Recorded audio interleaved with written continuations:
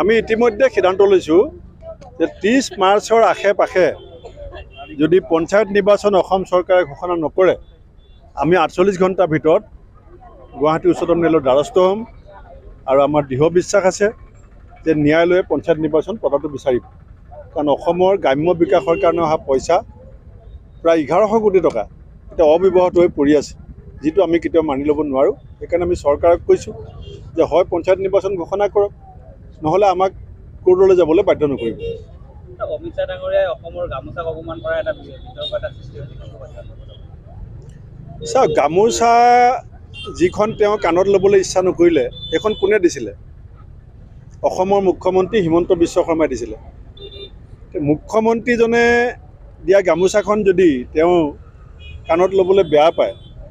জাতিটোৰ প্ৰতি তেওঁ দায়বদ্ধ কিমান জাতিটোৰ আত্মসন্মান আৰু স্বাভিমানৰ প্ৰতি তেওঁ যিটো ভুকুটি পিছদিনাখন আকৌ লৈছে কাৰণ যেতিয়া গম পালে ছ'চিয়েল মিডিয়াত হুলস্থুল হ'ল বিভিন্ন দল সংগঠনে হুলস্থুল কৰিলে তেতিয়া ভোট হেৰাব বুলি ভয়ত গামোচা লৈছে গতিকে মই ভাবোঁ যে অমিত শ্বাহ ডাঙৰীয়াই এইটো অসমীয়া জাতিৰ প্ৰতি এটা অপমান কৰিছে আৰু তেওঁ ক্ষমা খুজিব লাগে জাতিৰ ওচৰত বিজেপিয়ে আকৌ কৈছে যে এসময়ত ৰাহুল গান্ধী ডাঙৰীয়াও গামোচা দলিয়াই দিছিল গতিকে এইটো ইমান ডাঙৰ কথা নহয় নহয় অমিত শ্বাহ ডাঙৰীয়া দেশৰ গৃহমন্ত্ৰী অসমৰ মুখ্যমন্ত্ৰীয়ে গামোচা দিছে কথাটো মুখ্যমন্ত্ৰীয়ে দিয়া গামোচাখন যদি এনেকৈ অপমান কৰে মুখ্যমন্ত্ৰীজনৰ পজিশ্যনটো কি হ'ল ৰাইজৰ আগত আপুনি এইটো কথা চিন্তা কৰক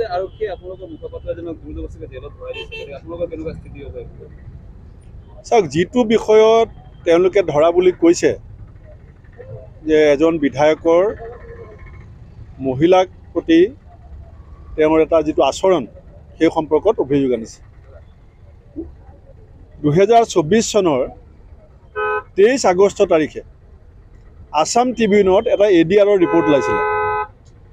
সেই ADR ৰিপৰ্টটো লিখা আছে যে ভাৰতবৰ্ষৰ 151 গৰাকী MP আৰু MLA নাৰী নিৰ্যাতনজনিত কেছ আছে আৰু তাত অভিযুক্ত হৈছে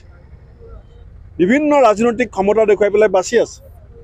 সেইটো কংগ্ৰেছৰ ৰিপৰ্ট নহয় সেইটো ADR ৰিপৰ্ট পাব্লিছ বাই আছাম ট্ৰিবিউন সেই কথাটোকে আমাৰ ৰিতম সিঙে কৈছে কথাটো আপুনি এইটো তথ্যভিত্তিক কথা গতিকে ইয়াত বেয়া পাবলৈ আৰু কিন্তু পুলিচ এতিয়া এনেকুৱা হৈছে যে আমাৰ ৰাজ্য চৰকাৰৰ পুলিচ নে বিজেপিৰ পুলিচ সেইটো লাহে লাহে ৰাইজ সন্ধিয়া ন'ব এতিয়া মই অসম পুলিচক আহ্বান জনাম যে চামগুৰিত যিকেইটা গুণ্ডাই পুলিচৰ খাকী পোছাকত লাট মাৰিলে আগতে সেইকেইটাকতো ধৰক তলে তলে পুলিচেও বিদ্ৰোহ হ'বগৈ লাষ্টত অসমত বেছি সময় নাই হিমন্ত বিশ্ব শৰ্মাৰ যিটো অটপালি হৈছে পুলিচক যিধৰণে ব্যৱহাৰ কৰিছে অসমত দ্বিতীয় চিপাহী বিদ্ৰোহ হোৱাৰ সম্ভাৱনা কিন্তু মই দেখা পাইছোঁ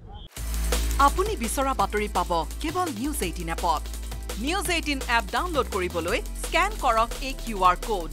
গুগল প্লে ষ্টৰতো পাব এই নিউজ 18 এপ